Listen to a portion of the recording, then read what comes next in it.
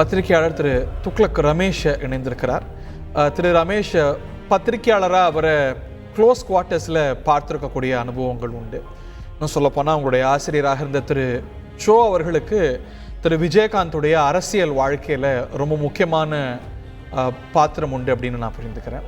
2011 அந்த எலெக்ஷன் திரு விஜயகாந்துடைய அரசியல் வாழ்க்கையில் குரூஷியலான எலெக்ஷன். தமிழ்நாட்டுடைய எதிர்க்கட்சி தலைவராக பரிமளிக்கிறார். அந்த காலகட்டத்தில் சில முக்கியமான அரசியல் நகர்வுகளை க்ளோஸ் குவார்ட்டர்ஸில் பார்த்துருப்பீங்க. திரு விஜயகாந்த் உங்கள் மனதில் எப்படிப்பட்ட ஒரு அரசியல் தலைவராக பதிகிறார்? உங்களுடைய அனுபவங்களை பதிவு செய்யுங்க. தேசிய முற்போக்கு திராவிட கழகத்தினுடைய நிறுவன தலைவர் கேப்டன் விஜயகாந்த் அவர்கள் நீங்கள் குறிப்பிட்ட அந்த காலகட்டத்தில் திரு சோ அவர்கள் முக்கிய பங்காற்றினார். 2011 சட்டமன்ற தேர்தலின் போது அண்ணா திராவிட முன்னேற்ற கழகத்திற்கும் தேசிய முற்போக்கு திராவிடர் கழகத்திற்கும் கூட்டணி அமைவதில் அவர் ஒரு கருவியாக இருந்தார்.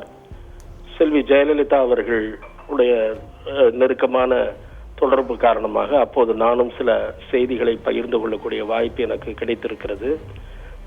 முதலாக திரு சோ அவர்கள் திரு விஜயகாந்த் அவர்களை கூட்டணிக்காக சந்திப்பது என்று அந்த அவர் வீட்டிலே போய் சந்தித்த போது அந்த அப்பாயின்மெண்ட்டை என் வழியாகத்தான் நடந்தது. அன்றைய அவரது உதவியாளர் திரு பார்த்தசாரதி மூலம் அந்த செய்தி பரிமாறிக்கொள்ளப்பட்டு பிறகு கூட்டணி தொடர்பான பேச்சுவார்த்தைகள், அந்த சமயத்தில் தொலைபேசி உரையாடல் ஒட்டு கேட்கப்பட்டு அதிலே ஒரு சிறிய கசப்பு ஏற்படுகிற சூழ்நிலை உருவான போது அது குறித்த ஐயப்பாட்டை திரு சோ அவர்கள் திரு விஜயகாந்திடம் போக்கினார்.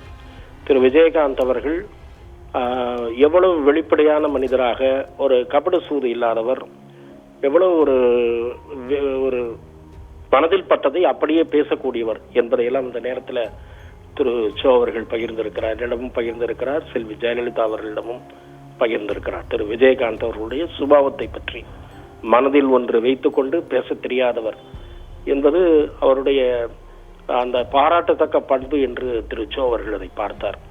சிலர் குறிப்பிடுவதைப் போல அவர் கோபம் கொண்டவர் என்றாலும் கூட அந்த கோபத்திற்கு பின்னே ஒரு அருங்குணம் இருக்கும், அதற்கு ஒரு நியாயமான காரணம் இருக்கும் என்பதையெல்லாம் அவரோடு உரையாட கிடைத்த மிகச்சில தருணங்களில் நான் பார்த்திருக்கிறேன். அவரை 2-3 முறை துக்ளக்கிற்காக நான் பேட்டி கண்டிருக்கிறேன். முதல் முறை பேட்டி கண்டவர் எங்களுடைய தென் மாவட்ட நிருபர் இதயா என்றாலும் பின் நாட்களில் நானும் அவரோடு சில முறை 2-3 முறை பேட்டி கண்டிருக்கிறேன். பேட்டி அல்லாமல் திரு பண்ருட்டி ராமச்சந்திரன் அவர்களோடு சந்தித்து உரையாடி இருக்கிறேன். திரு விஜயகாந்த் அவர்கள் அரசியலில் நிச்சயமாக மிகப்பெரிய உயரங்களை தொற்றிருக்க வேண்டியவர். அவருடைய உணர்ச்சி வசப்படக்கூடிய குணம் ஒரு கூட்டணி முடிவு உடனடியாக ஏற்படுவதற்கு காரணமாகிவிட்டது என்றாலும் கூட அது தவிர அவருடைய உடல்நிலையில் பின்னடைவு ஏற்படாமல் இருந்திருந்தால் கூட அவர் நிச்சயமாக அவர் உயரங்களை தொட்டிருப்பார் என்பதுதான். ஏனென்றால் தமிழகத்தில் அவர் ஒரு மாற்று அரசியல் சக்தியாக பார்க்கப்பட்டார். அதன் காரணமாகத்தான் அவர் ஒரு அபார வளர்ச்சி கண்டார். இன்னும் சொல்லப்போனால் இயக்கம் தொடங்கிய போது, அவர் அந்த கட்சியை தொடங்கிய போது அப்போது வந்திருந்த கூட்டம் என்பது என்னுடைய நினைவு சரியாக இருக்குமானால் நான் புரட்சித் தலைவர் எம்ஜிஆர் அவர்களுக்குத்தான் அத்தகைய கூட்டத்தை நான் பார்த்திருக்கிறேன். எம்ஜிஆர் அவர்கள் கலந்து கொண்ட பல பொதுக்கூட்டங்களுக்கு நான் சென்றிருக்கிறேன். அத்தகைய ஒரு பிரமிப்பான கூட்டம் எனக்கு திரு விஜயகாந்த் அவர்கள் மதுரையில இயக்கம் தொடங்கிய போது வந்த கூட்டம் தான். அது திரட்டப்பட்ட கூட்டம் அல்ல, தானாக திரண்டு வந்த கூட்டம். அத்தகைய அளவுக்கு மக்களுடைய நம்பிக்கை பெற்ற, மக்களுடைய நெஞ்சங்களில் நீங்கா இடம் பெற்றவராக திகழ்ந்தார். பல அருங்குணங்களை ஒருங்கே பெற்றவர் திரு விஜயகாந்த். அவரோடு பழக கிடைத்த வாய்ப்பு என்பது உண்மையிலேயே நினைத்து பெருமை கொள்ளத்தக்க வாய்ப்பு. திரு சோ அவர்களுக்கும் அவர் மீது மிகப்பெரிய நல்லெண்ணமும் நம்பிக்கையும் இருந்தது. நன்றி திரு ரமேஷ். அவருக்கு கூடிய கூட்டத்தெல்லாம் பற்றி சொன்னீங்க.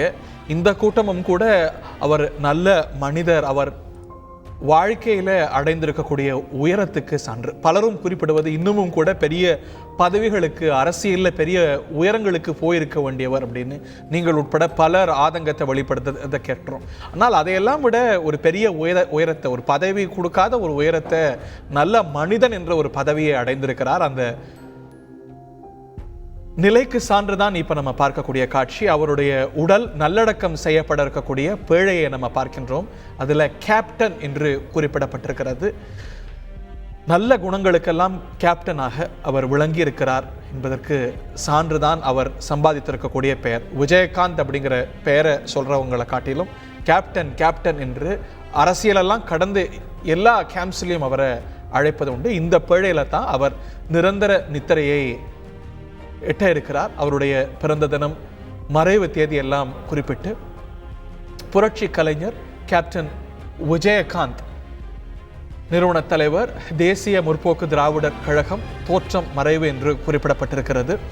இந்த பேழையில தான் அவர் தன்னுடைய நிரந்தர நித்திரையை மேற்கொள்ள இருக்கிறார்.